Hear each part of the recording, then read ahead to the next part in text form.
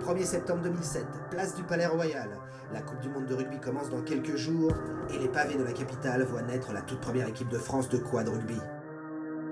Aujourd'hui, les Bleus de Coendelen, entraîneur de l'équipe de France, et son capitaine Éric Meurice vont mettre à l'honneur toutes les valeurs nobles du sport dans un affrontement amical avec l'équipe nationale d'Irlande.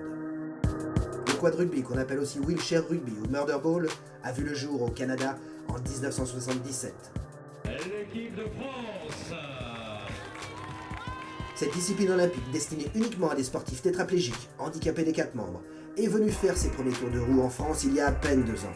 C'est sur un terrain de basket, adapté aux règles spécifiques du quad rugby, que les joueurs s'affrontent 4 contre 4.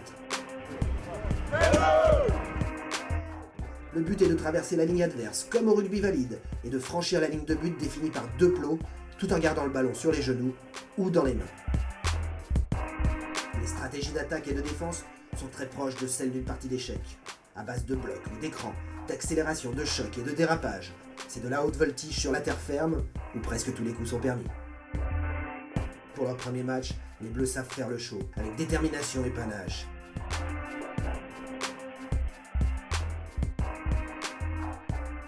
Les athlètes savent nous donner ce plaisir unique et galvanisant d'une grande équipe nationale. Pour ses premiers pas, l'équipe de France laisse présager un avenir prometteur pour un sport qui compte de plus en plus d'adeptes.